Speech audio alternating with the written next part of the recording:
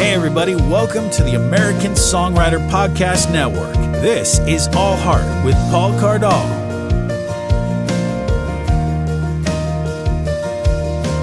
Child, lift up your weary eyes. This world can be unkind. Don't let them define you. Child of God, tomorrow breathes in you.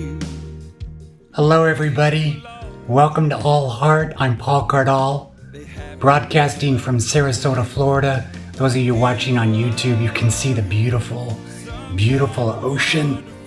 That is the Gulf of Mexico. And it's springtime. Flowers are coming out. You know, it's a reminder. Life begins anew. With everything we've been through, it's a powerful reminder that we are pulling through. We are getting through all of this. Today's episode is very important because Easter season is upon us, and The Chosen is a very popular biblical TV series. And we've talked to Jonathan Roumie, who plays Jesus. If you go back into episodes back in season 1, you can hear that. Same with my interview with Dallas Jenkins, who's the creator and the director, the writer of the Chosen series. And today's guest is Noah James. Noah plays Andrew in the series. This is just a remarkable person. In fact, I had such a great time talking with him, the interview that you're going to hear, that we invited him to do the narration for my story, which is The Broken Miracle. You can check that out on Audible. It's a lot of fun to hear Noah share the story written by J.D. Meadow. You can learn more about that also at thebrokenmiracle.com. But without further ado, let's get into this interview with my good friend and amazing actor, Noah James. Yo! How are you, man?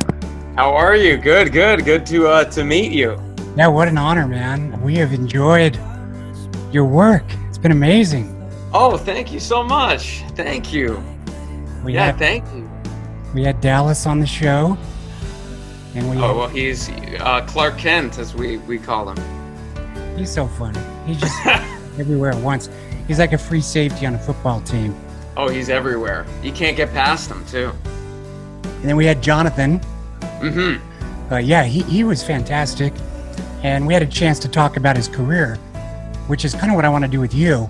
We'll talk totally. About Chosen, because everybody is in love and obsessed. And I thought it was so cool, though, that you guys end up, and I know Daryl. Yeah, okay, cool. So that you guys would end up in a Mormon set with an evangelical director. Oh, it's everything. We got it all, man. It's so awesome. I love it. And being in Goshen, Utah, all that stuff, that's cool. So we're going to get into that. But so Noah, thank you. Welcome for being here on All Heart with the American Songwriter Podcast Network. You are a musician. I am a musician. I am. But, you know, it's funny. I use that. It's like in quotes because I grew up playing music. I started with bass when I was in 4th grade. Yeah. And I think I started with bass because my brother played guitar. So I couldn't quite, and he's 4 years ahead of me. So I was like, okay, well, let me do the other thing. But I was always a guitarist who played bass, I think. And then I started playing guitar right around freshman year of high school. And then I picked up the ukulele, which now I probably play most of all. Ukulele and acoustic guitar and mandolin I got. I love that. Yeah, but I always knew, like I was in a band. I was in a Green Day cover band when I was in middle school, okay? And we would like... American Idiots. It was before American Idiot even came out. Okay. And we would play at the pep assemblies and stuff. And I always loved being on stage playing music, but I knew even then that when like my friends in the band would be like, yeah, like maybe we can do this. Maybe we can make this what we do. I always was like, no, I'm not gonna. For some reason, I just knew that wasn't gonna be my life as a as a musician, but I do still play as a hobby, and I like to play. Well, I see it sometimes on your Instagram. You're playing. Oh yes, I and then some of your colleagues that are also on The Chosen are playing. Jonathan plays the drums. I think it's the gentleman that plays Peter. Yes, Shahar plays bass. Yes, he's like a really. Oh yeah, no, but he's a really, really good bass player. And we had a little cast party. We've only filmed the first half of season 2, and not in sequential order, just random pieces of season 2. We have half of it, and then we'll do the rest of it starting in January. But when we finished filming that portion in Goshen, Utah, we had a little cast party, and at the cast party, we all had our sort of travel instruments, and Jonathan got I forget what it's called, whatever the box and the box. Yeah, he loves the box. Yeah, and so we had a great time just playing kind of all night. So cool. Now, where did you grow up? I grew up in Tempe, Arizona. Arizona boy. Okay. Yeah, Arizona. The Goshen look. What would say that again? You said that Goshen, Utah, the desert look of being clear down there. Totally, yeah. Although it wasn't nearly as cold as it was in Goshen. That was new to me. And I've never quite...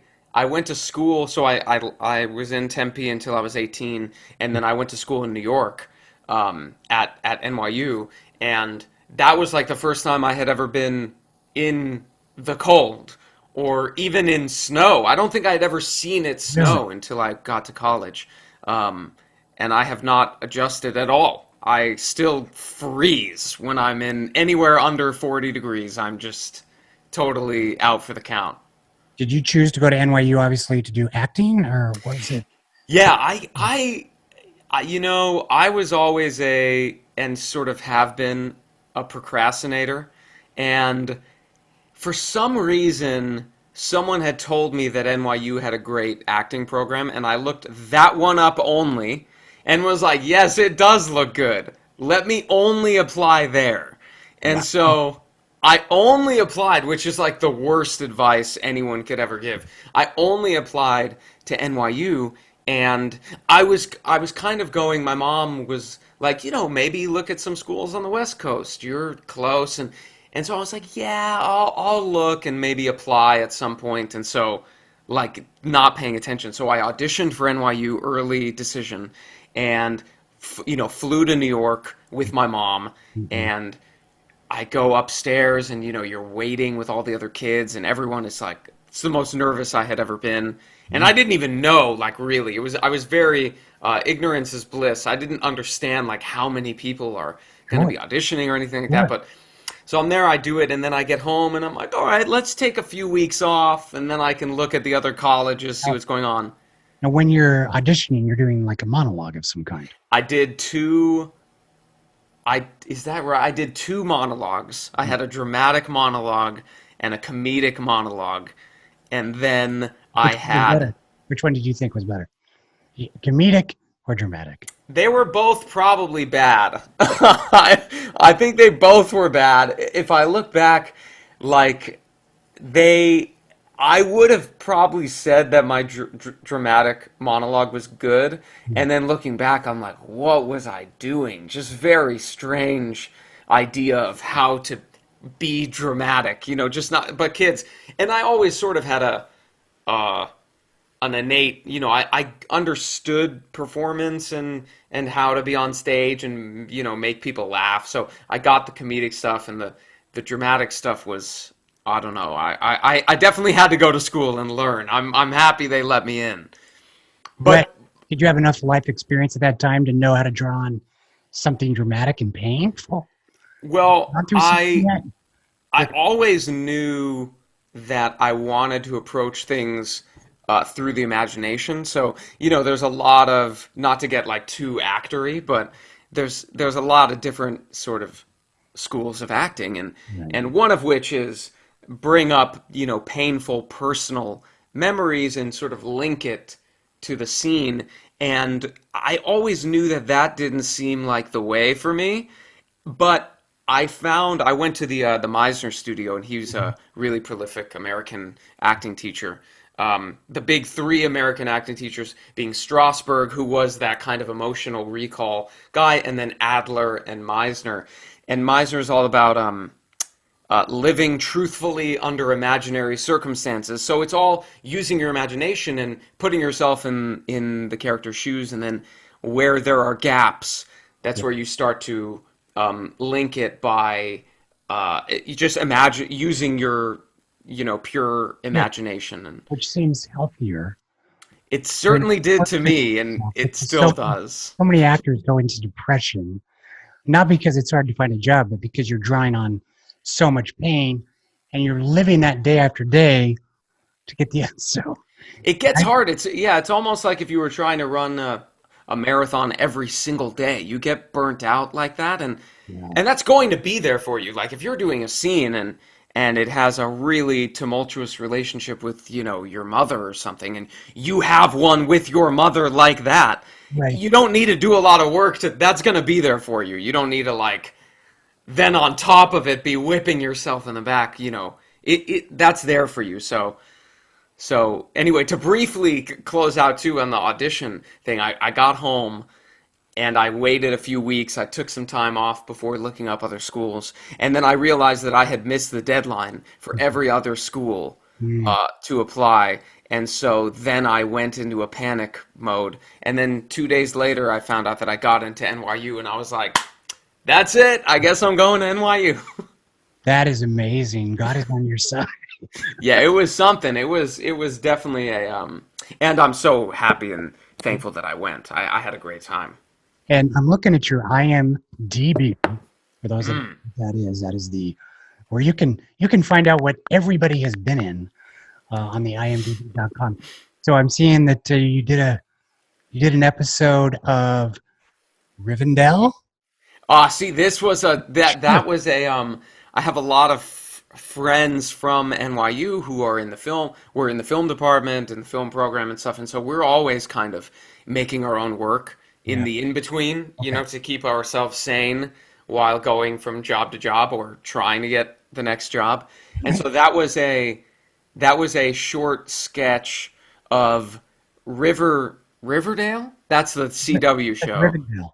And it's placed in Rivendell, which is the Lord of the Rings elven town. And so we were like elves, but going to high school, being all, I've seen a bunch of these, like the elf who killed Santa. Oh, yes, that was... Breaking and entering. Everybody, the Apostle Andrew. Oh, yeah. There's a lot. Entering. Knock it down. Somebody was missing Vivian. That's another one. Oh, that was a strange one. I killed someone in that one. Oh, there was a murder at sea. I was in a boat in Long Beach filming on a Russian man's semi-yacht thing. Listen, I've done a lot of strange independent films. Drunk Hawk Man. This is a series.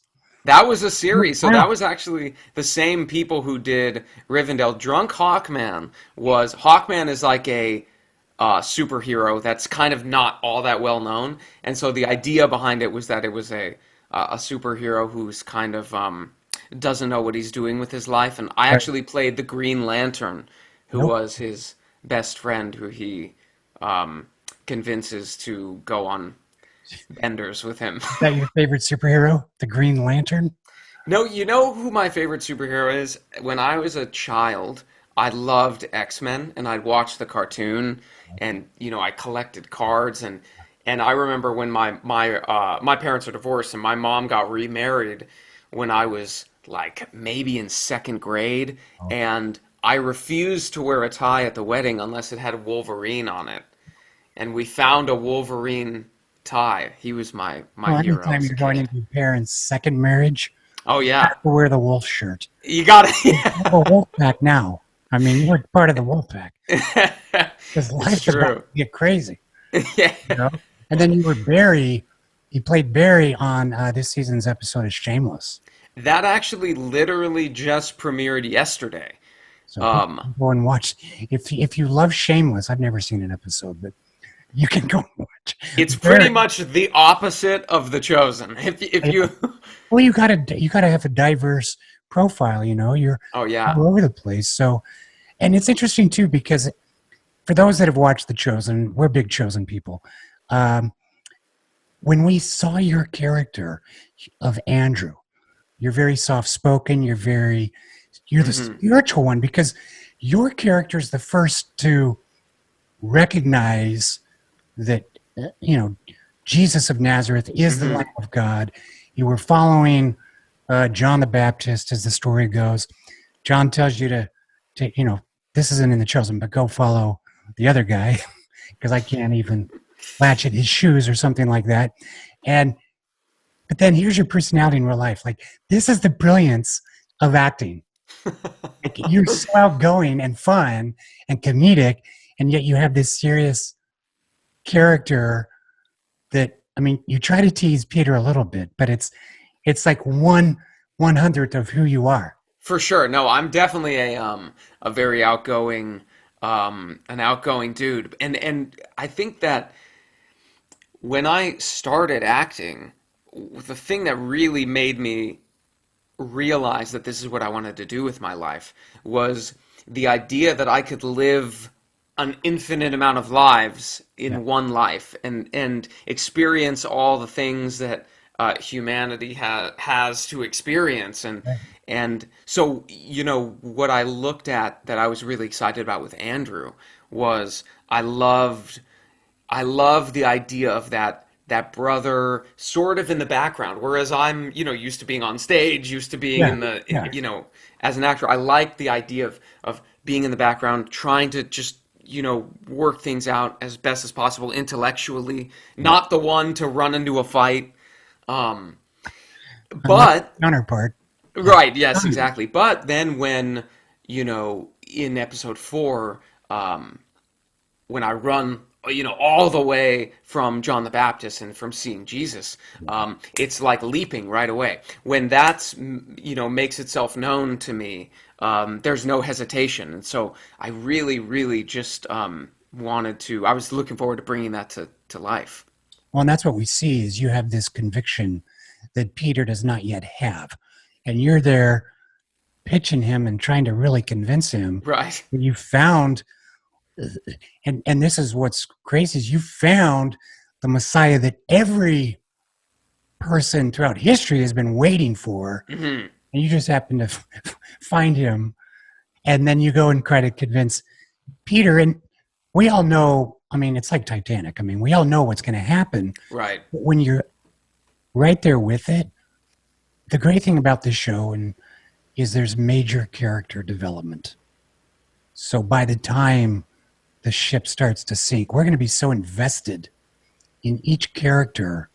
It's going to be fascinating to see how Dallas and the other writers lead you guys down that fateful road. Oh, we talk about that a lot because, if all goes according to plan and we're able to do this the way they want to do it for, they talk about 7 seasons of the show and we're just filming the second.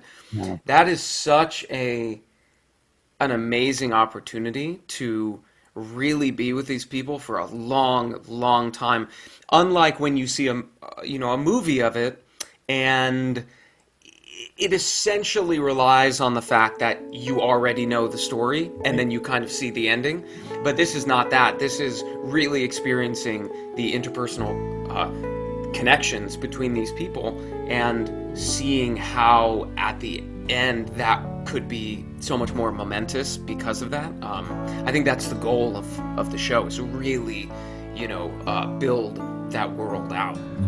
Hey everybody, I want to take a break from this incredible conversation with Noah James to tell you about BetterHelp.com. I'm actually working out right now because I know how important it is to get control over our mind and our body.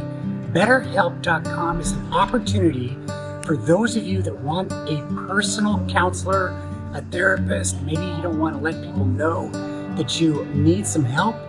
You go to BetterHelp.com. They will match a counselor for you that you can interact with online. I come to a point where I can't manage myself and I recognize I need help. So go to betterhelp.com and start getting that weight in your mind and your body lifted to feel extra freedom. BetterHelp.com. Go there right now. Back to this conversation with Noah James. So let's back up and talk about how Dallas found you, how you found Dallas, and I understand Andrew wasn't the first role that you thought you might be inheriting. Yeah, so I auditioned first for The Shepherd, which was the short film that really led to The Chosen, and I didn't know anything about it. Because no one did. It was just a short film and it hadn't obviously been made. So I read it and knew, oh, okay, this is a Christmas short, and it was going to film over Christmas, basically, I think. Did an agent send you the script, or did? Yeah, so my agent was like, go in for this audition, just like any other audition. Like, here's the script, go in tomorrow, and so I read it and really thought it was well written, and I liked the fact that it was a period piece, but it doesn't feel stale and old, and so that was really intriguing. But then it was just like a lot of auditions where I went in, I did it that one time for the casting director, and I left, and I never heard again. And I didn't know that I was, maybe in the running for that part. And the guy that got it also is amazing, and he should have gotten cast in that part. And when you're doing this, they film you though, because Dallas sees this stuff. Yeah, right. They tape the audition and then they send it to Dallas. So I didn't meet Dallas, like I never saw him. And then a year and a half later, I come in. Well, I say that again. Sorry. Wheat from the Terrors is what he's doing right there. Yeah, no, it's pretty crazy when you think about how it all happened. But yeah, a year and a half later, I get the call to go in for The Chosen, for the role of Simon, who becomes Peter. And I had no idea that it was connected to the short film I auditioned for a year and a half ago. Again, like I went in one day and never heard again. And I walked in and Dallas said, Noah, listen, we asked specifically for you. We're so happy you're here. And I thought he was mistaken. I was like, he thinks I'm someone else. And so finally I was like, dude, I think that you think I'm someone else. He's like, no, like, didn't your agents tell you we asked for you specifically? I was like, absolutely not. I did not know that, but I'm happy to know that now. That's got to feel good. It did feel good, and then you have to, and then he's like, great, let's see the scene. And I was really excited. I knew that I wasn't quite in the target for Simon. Not that I wasn't going to act it my way or bring myself to it, but you just know when you're reading a part, like my instrument, right? As actors, we are our own instrument, and I knew that it wasn't quite in it wasn't in the bullseye of the character. And so when that happens, when you get auditions like that, you prepare and you really bring yourself to it and you do your best with it, but you really are auditioning for the show as a whole. Yeah. And you're kind of going like, look, I'm doing the work and I may not fit this exactly, but hopefully there's something else here for me. And that's exactly what happened. He asked, I think at the audition, he's like, what do you think? Like, do you think of yourself as Simon? And I was like, I think it'd be kind of hard for you to cast me as Simon. He's like, yeah, I was thinking the same thing. I was like, but I think there's other, stuff. I really like this world. And he's like, I agree. I'm going to be in touch. I'm going to send you other people. Let me just think about it. I know. And then that's amazing. I know that Dallas was specific in trying to recreate people that would have looked like they lived in Israel at the time. I'm curious what your heritage is and if you came from a religious home. So my dad is from Israel. Oh. So there you go.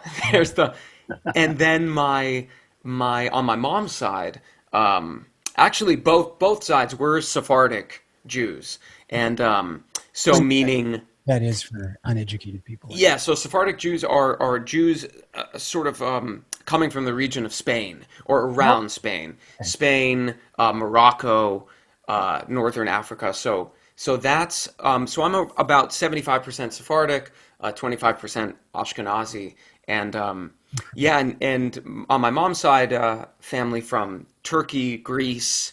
On my dad's, Israel, Syria, that whole Mediterranean, Middle Eastern area. Oh, beautiful. My wife and I travel a lot, and we've been Turkey, Israel a bunch of times, and all Gorgeous. it's not only is it the best food, it's the best looking people. Yeah. It is amazing. It really is amazing. I can't stand COVID because I want to travel. Oh, believe me, Places. I'm a big traveling guy, and it's been a challenge to know that is just on hold for a while. Although maybe we're on the other side of things and looking at the other half. But I had actually I just went to London right in February, right before everything shut down in March. So I got a little bit of the itch scratched, and now I'm just at home in my kitchen. Yeah.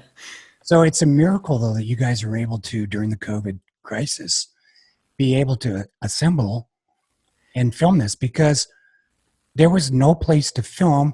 Originally, It was done in Texas. Yeah. That's the part of the United States that Dallas felt looked the most like ancient Israel, because he hadn't been to Utah, where I'm from. I'm from Utah. Oh, really? Where? What part of I Utah? asked the ocean a lot. I grew up in Salt Lake City. Oh, okay. Yeah. I live in Nashville now for some time, but it was interesting to watch when the dilemma came about. What are we going to do? He was asking for prayers, fasting like he does. Then out of nowhere, there's this set that was used for other productions of reenactment of the Bible, and other. Anyways, it's been used a lot for the Church of Jesus Christ of Latter-day Saints and their purposes. I didn't realize they rent that out. They kind of don't. So it's actually, they really don't. But I think what it was they saw The Chosen, and they really resonated with them. And when I think they had that on their radar for a while, but they had heard like they don't rent. That's not going to be rented out, that set, which is understandable. But then when they saw The Chosen, it resonated with them so much, and then they approached them again after season 1, and then I think that's when that deal was made.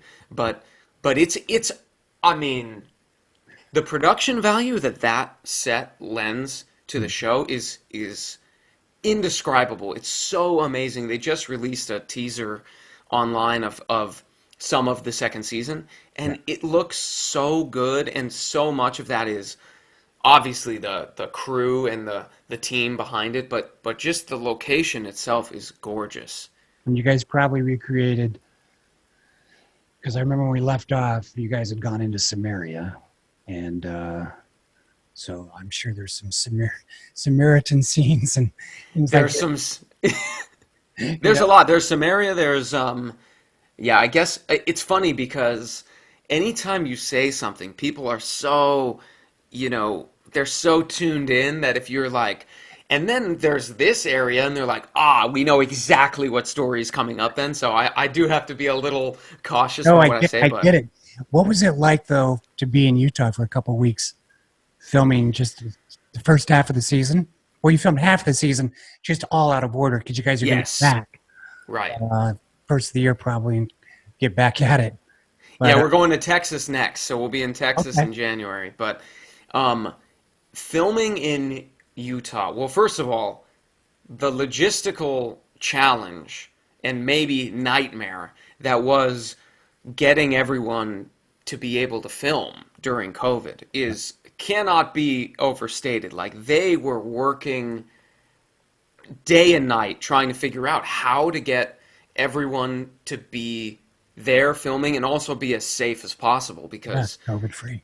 It's just, and they did a wonderful job, and we were all tested. You test before you go there, you test right when you get there, you stay in your hotel room for a little bit, and then we were tested at least 3 times a week, sometimes 4 times a week, while filming.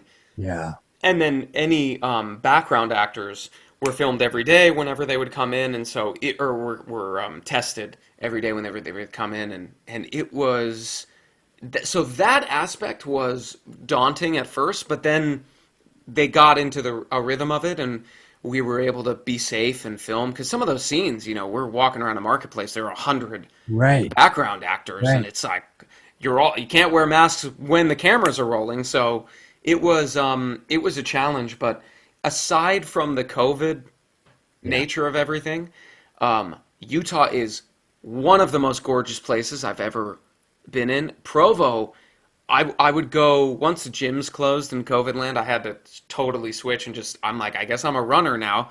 Yeah. So I can't lift weights. Let me go run. And so I would run around the neighborhoods in Provo and right at the foot of that, the Y mountain and and then it snowed one weekend. So there was the white and red and green and the mountains.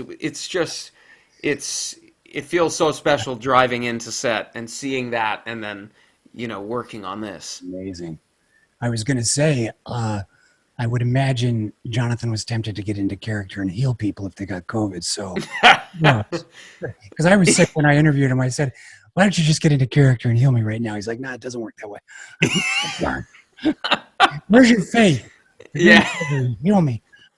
But it's awesome. So did you know any of the cast members before filming? I didn't know any of the cast before, which is funny because now we really are a little family, and whenever you work that intensely with the same people for over a certain period of time, it's you really are a group, and we we're friends and we get along very well, which is a miracle in and of itself because you're talking about like 20 actors. You just never know what you're going to be dealing with, but we all really get along. And yeah, I met one of the guys who's coming on to be one of the new disciples. We met at a film festival out here in LA. I was in a film that was in a drive-in screening for a festival, and he was good friends with my co-star, and he walked up to me, we're in masks like at the festival, and he's like, hey man, I'm gonna be on The Chosen with you, like we're gonna be disciples together. And it was super cool to meet him before, maybe a month and a half before we went and filmed. He's not the guy that's gonna betray y'all, is he? I can't even say no because it's like if I say no, it narrows it down. If I say yes, it clearly narrows it down. But I guess I can say I don't think he's the one who betrays us. Because that's going to be not interesting to say who they pick for Judas Iscariot. And there was a Judas.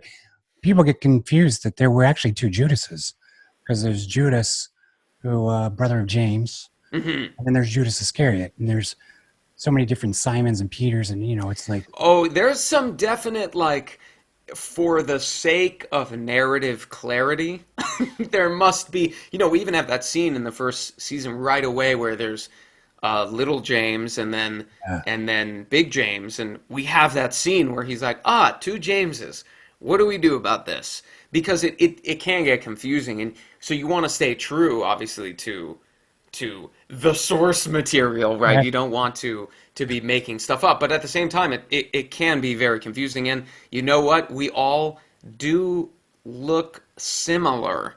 We have similar hair and beards, and I know. so it's helpful to be as clear as possible. what was it like? Now, Eric Avari is in the show, and for those that don't know Eric, I don't know where you've been. Eric is one of the most decorated actors of all time. He's from India, and he plays Nicodemus.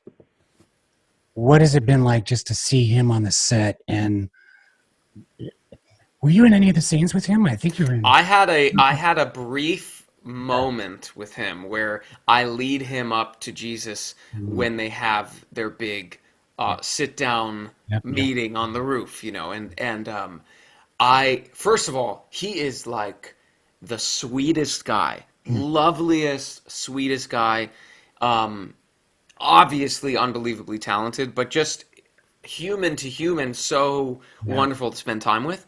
And we were all at the same hotels and stuff, so even if we weren't working with each other in scenes, we were around each other. We would have lunch together and stuff. And so him and I had a few days where I think we drove to set together once, and we hung out at lunch, and we had that scene, and he, I was just asking him to regale me with acting stories, which he did, and they were wonderful. And so, advantage of that. Huh? You have to take advantage of that. You have to. Have to get advice, get mentored from the band. Yeah, and he's just a lovely, lovely guy, and his work is amazing, as you see in the show. And he has an interesting, he's had a long, long career, and he, I think it's okay to say, obviously I don't want to be telling his stories, but he's essentially had a semi-retirement because he kind of wanted to step away from the industry, and he had a major lifestyle change. But then Dallas approached him with the show, and he wanted to be a part of it. So he came and hung out with us. He had a big RV that he came in, and it was just like awesome. He was like living on the road for a few years, and just a really fascinating, cool guy. Like Willie Nelson. Like a little bit like Willie Nelson. Yeah. The RV doesn't fly. They're faster, or gets there slower, I guess. His style, that's cool. But it's about the journey, man. It's the climb, as we say. It's the climb. Yeah, it's cool. So music's obviously been a big part of your life. What was the first? I always like to ask people, what was the first? Because you're younger. What was the first CD? I don't know that you bought a cassette. Okay, so I definitely did not buy a cassette, but the first CD, although it wasn't that far away from where I would have been, like they still sold cassettes in gas stations, I remember. Right. Those were the comedy club, the blue collar comedy tours. Yeah. $3.96 for the truckers. My first album I ever bought was No Doubt Tragic Kingdom. Wow. That was the first album, and I learned bass listening to a lot of that album, but then also, so it was No Doubt, and then I started listening. I went off into some strange areas here, but No Doubt, one of my favorite bands still to this day that I listen to all the time was and is Rage Against the Machine. So Rage was my jam, even as a kid, like fourth grade Noah listening to Rage. Yeah, exactly. And then Green Day, I had a punk phase in middle school. That was my Green Day phase. I had a very brief stint into the metal rock. I was listening to Korn when I was in fifth grade. Okay. There we go. It was something, man. They was growling all in my ears, and I just loved it. Tiny kid Noah loved it. Oh yeah. And then I mellowed out as I got to high school, and I started listening to a lot of. Do you know Iron and Wine? Iron and Wine's fantastic. In fact, so good. My publicist repped them. Oh yeah, that's fantastic, and they are. Yeah. I saw them in concert once and was totally blown away, and listened to a lot of Iron and Wine, Death Cab for Cutie. Going more into indie acoustic kind of stuff. I was maturing. You're doing Bible movies now. So, no country music? I never was a country guy. Arizona has a little bit of a country soul to it, and they love their cowboys out in Arizona, but the music was never... it wasn't a big country scene out there, but I think Iron and Wine was as close getting into kind of folksy. I did listen to some more bluegrassy type stuff around that time as well. I forget some of the names, but in that realm, Calexico and Iron and Wine, I think had an album together. Trampling Turtles, Mandolin Orange. These are fantastic bands. Okay. I'll check them out. Bon Iver, obviously, and his voice is just like magic in your ears. So it's amazing. Well, one thing I like to ask people at the end is, you've had some amazing opportunities in your life. You've had, some challenges because your parents got divorced. That always is very difficult. Um, what is the one thing that in life that brings you the most amount of joy? And Ooh. then after that, um, what is it that you hope to accomplish in your lifetime so that when we're all gone, and these are kind of deep philosophical questions, but you're doing Bible stuff, so I can ask this. Oh yeah. When we're all gone, 200 years from now, what is it that you hope people will remember that you left behind? Something you did, or what is it you hope people will remember your contribution to our world? So, Wow. All right. Let's take that one step at a time. Okay, here we go. Well, first I will say that I don't want to be misrepresenting my childhood, because while yes, my parents were divorced, I did have a very lovely childhood, and there was stability in, I'm sure that's a little bit of chaos, but there was stability there, and I'm close with all my, I'm close with my stepdad, my dad, my mom, that's all cool. But of course there were challenges, growing up. Maybe that's why I was listening to Korn. But, but I would say what brings me the most amount of joy in life. Man, that is such a fascinating question, because I love celebrating humanity. It's why I will listen to classical music, or go see Shakespeare, or listen to EDM as I'm running as fast as I can. Like, I just love the human spirit. I love what we were able to accomplish, and I love celebrating that in a group of people. It's why COVID times have been so hard, because even just if you take a concert, there's something so magical about music being performed on a stage, and the rest of the audience is there experiencing it in real time. It's not on your phone, it's not on your TV. You're there, and there is a spiritual connection to everyone around you and to what's happening. And that to me, that's why I love theater. I love doing plays. I love seeing plays. That in and of itself, the performing music, theater, anything like that, that is a celebration of humanity. And that to me gives me the most amount of joy. It's the same as it's a birthday party. It's a wedding. It's a funeral. It's anything where you are giving respect to the life, which includes suffering, joy, pain, bliss, everything in between. When you are taking the moment to respect that and be in contact with it, be in connection with it. That gives me the most amount of joy. I love that. I was reading the Art of Communication. I don't know if you've ever read that. Yeah. Fantastic. I haven't read it, but I know of, yeah. And what you're touching upon is you are totally associated right now, because you find so much joy in everything you're doing. It's so encouraging and exciting, and it's what we all want to feel, an excitement for life. And kudos to you, man. So now that 200 years from now, when it's all gone, though. Yes. Okay. So the 200. Yes. So that's a fascinating one, right? So to get back to that, living with Jesus, or you're living another good life, or whatever. I know that's a question that will be with people until the end of time, right? And I think that if I were to say what I would like to leave, in 200 years, there's the one hand, which is that my job, which is also so much a part of just who I am. My job as an actor is to tell stories, and so to me, the highest mark of being able to do that is to really tell stories that are impactful, mean something to people, change people's points of view for the better, and inspire empathy.